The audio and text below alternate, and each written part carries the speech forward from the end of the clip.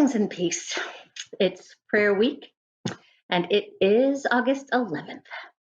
So I grew up in a church tradition, clearly, and in a home that emphasized the importance of this personal relationship and spending time with God in prayer. From an early age, I witnessed both of my parents setting time aside for their own prayer life, and I learned to set time aside for prayer.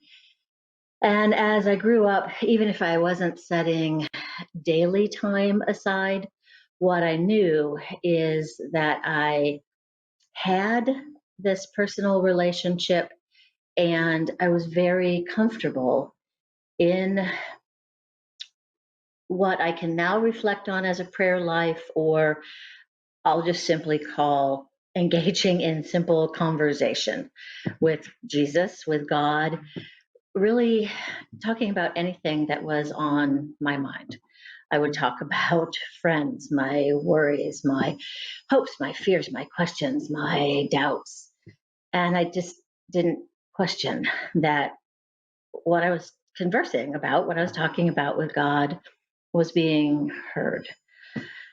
So, just as certain as I was that I could, take it to the Lord in prayer, I also realized that I was certain that I needed something more. And it's not that I needed something more from God. I needed something more from Jesus. I wasn't expecting that they would give me a direct call back, right? But I needed something more from me and from this conversation, from this prayer life. When I found that even what I was saying was boring to me, that's when I knew I needed something more. And I wasn't feeling that I was boring God, because I felt that no matter what I was saying, it was okay to communicate with God, even if my words were boring to me. What God cared about was the relationship. But that I wanted something that felt deeper, something that made me engage in a deeper way. And that's how I found what became for me a structured prayer life. And I started going to these other writers, other resources. I learned to pray what was called lectio divino style of prayer. I learned to pray just simple lines from the Psalms. I learned prayers from the Book of Common Prayer.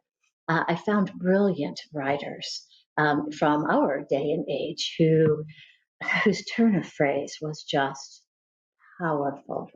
And when I incorporated these kind of structured prayers into my prayer life, what I found is that my prayer life was richer. It was more fulfilling for me. And so when I would find that I felt a little lost, or that I had made all the wrong turns and my own words were failing me, I could turn to a fellow Christian from over 500 years ago and use words like, I have erred and strayed like a lost sheep. And those words were exactly the words I wanted, and I could never have articulated them better. And then in a time of profound sadness, and I wasn't able to really put words even to my own lips, I could read words that said, as a deer pants for streams of water, so I long for you, O God.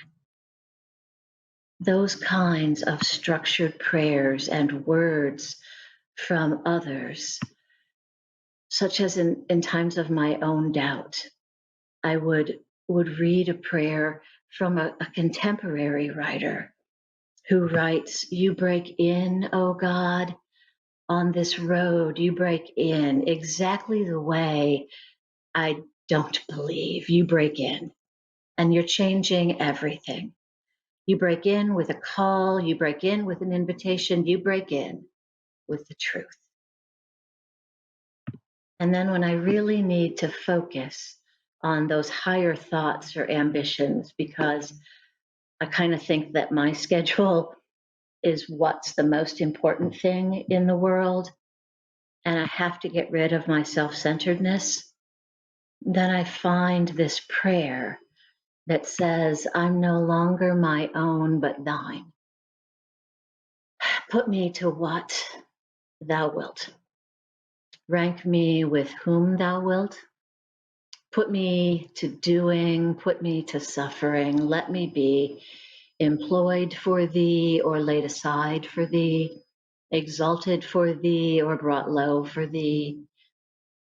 When I pray words like that, I'm reminded in those structured prayers that all of the centuries before me and centuries after me, there's this whole line of Christians. And the words just engage me in that chain of relationship.